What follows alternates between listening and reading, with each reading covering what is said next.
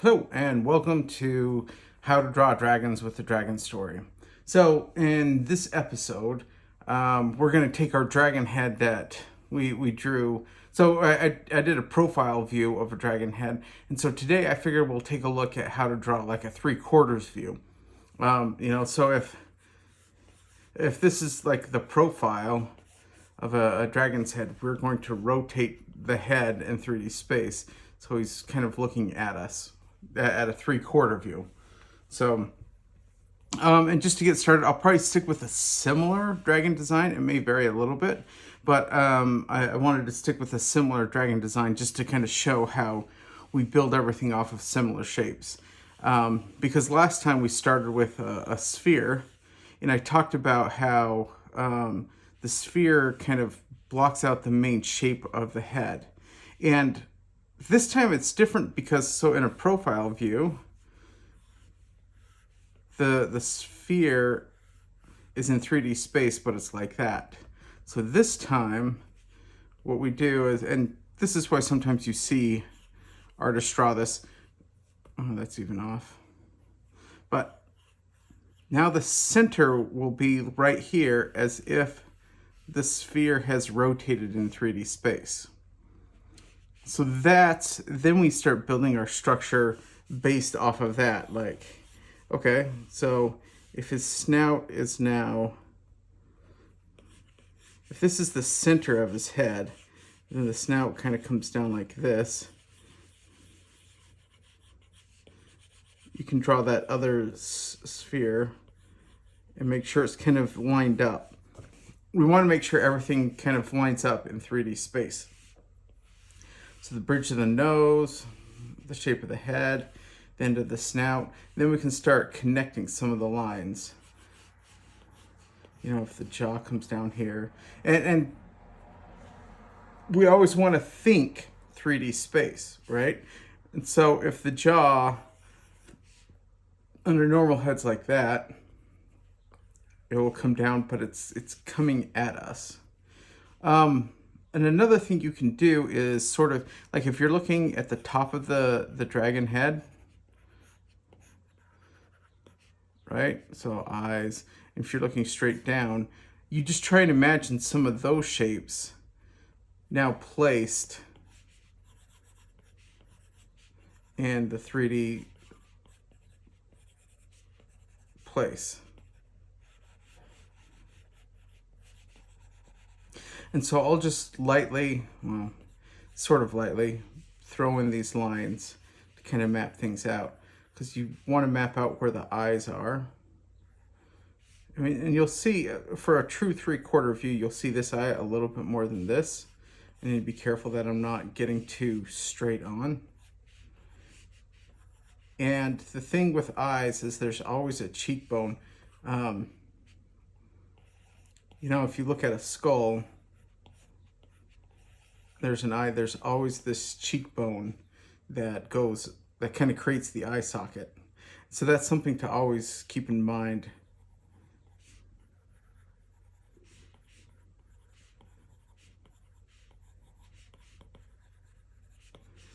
And this does require thinking a lot in the 3D space and double checking your lines.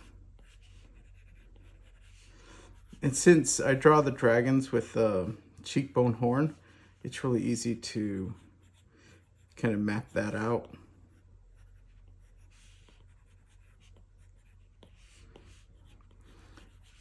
Make sure we leave plenty of room for the cranium, like the back part of the skull. And then the bottom jaw will come down like this. There's like a chin. And I think this line is cutting in. It needs to kind of, come out a little bit more like that. And a lot of the time, and I think drawing things in new perspectives is always a challenge. Usually the chin kind of connects to the end of the jaw. There's the long part of the jawbone, and then it goes to the back of the jaw. which maybe one of these days we just study jaw anatomy. And so we kind of start blocking this out. I still don't think it's perfect, but let's get some more of the dragon head blocked out.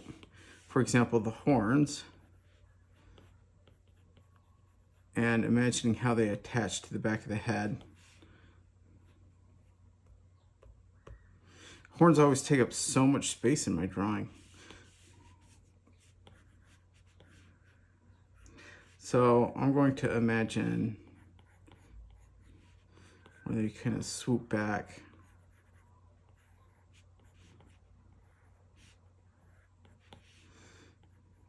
And maybe he or she, I don't know yet on this dragon,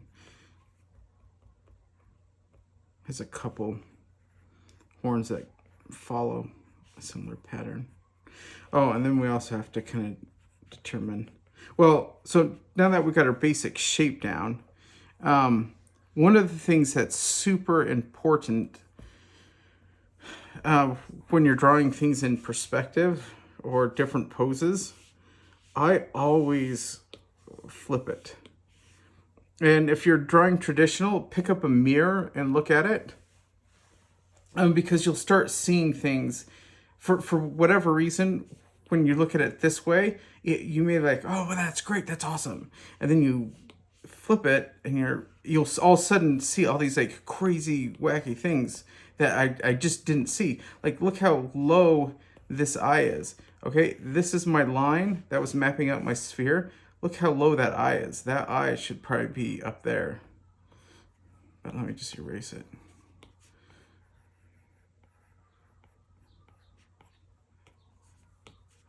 And so you start seeing some of that stuff.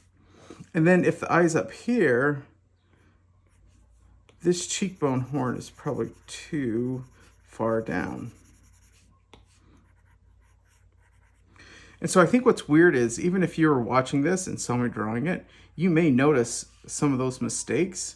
And you're like, why is he drawing like that? But it's so fascinating how we don't see things until we can start looking at them from a different angle. And so flipping the drawing, I can see where some of my lines got wonky. And so now I can compare it and make sure the shape makes sense in a 3D space. You know, use your imagination to be like, okay, if this top were to rotate, what would it look like? And a lot of that comes from it just drawing a lot of things. That's why a lot of art teachers start people with drawing shapes, because that's really what helps us understand the form of living objects. And some of this knowledge comes from just drawing a lot of dragon faces. So, it really comes down to a mix of things, where if you draw a lot of anatomy, then you'll kind of know how to place that anatomy in 3D space. And so obviously all these things take time. They all build on one another. And so these right now are some techniques to help get the ball rolling with drawing something in 3D space. So, and I think there's still some cleanup, you know, because what sort of scale are we putting on the eye right here? But then with the basic shape, oops, see, here's a good example. I've got that guideline for my sphere. That's when the eyebrow cuts down right here. I drew that past that. I'm trying to point this out to show how sometimes our drawings get wonky. Whereas really that turn right there should mimic that on the other side. And that's why we always, you have to compare everything, map it out, double check. Oops, didn't have mine. You know, because we got that shape. I keep trying to mimic this line in a similar shape, but I think I'm just muddying it up.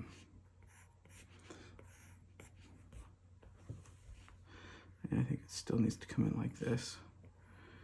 You know, maybe the jaw needs to be more substantial.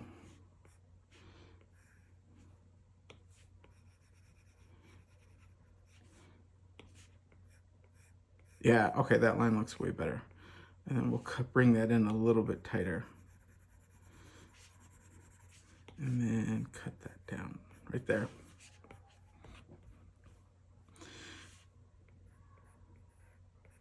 And then sometimes you can even look at your shape upside down. What surprises me, a lot of times I get the horns off, but they're not looking too bad.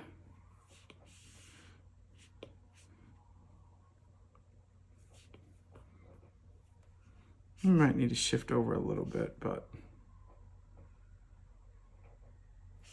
you know, like now that I'm looking at it, this might need to come out. And I know with digital art, this might seem like cheating, but I just recommend people get into digital art because you can do things like that where you just chop things up, or that liquify brush. Okay.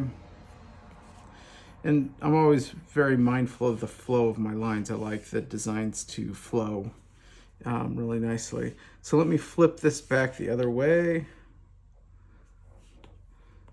See, now I feel like that looks too high, but because they're kind of pointing up in this direction when really they should be pointing out in that direction. So sometimes what I'll do is use this nifty liquify brush and just kind of push these lines around. I don't think that's necessarily doing exactly what I want it to, and so it's quite all right.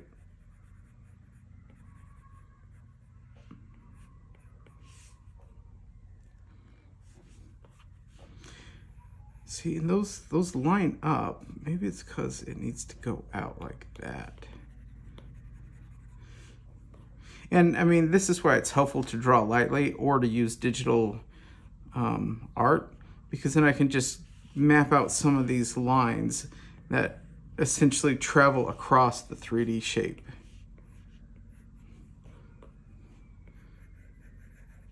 You know, the eye will be there.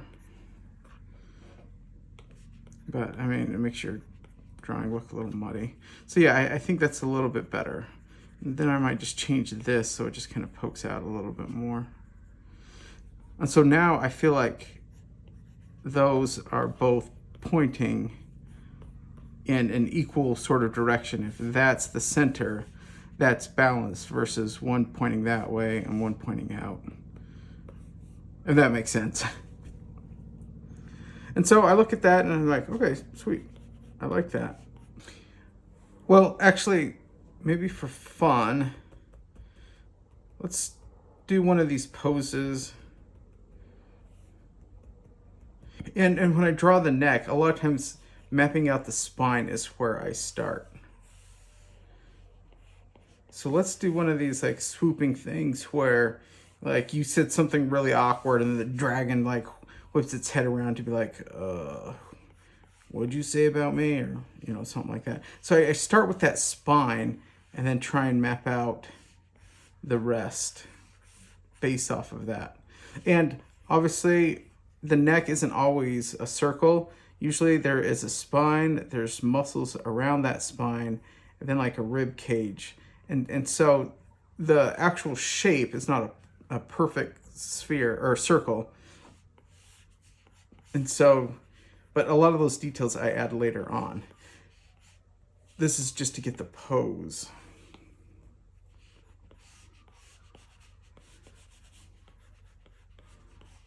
And we'll just stick with the long neck.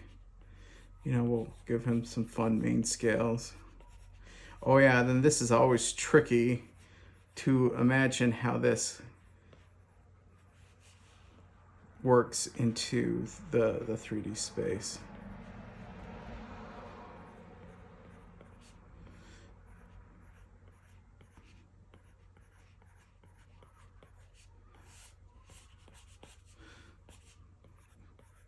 But I'll cover some of that when I go over the inking.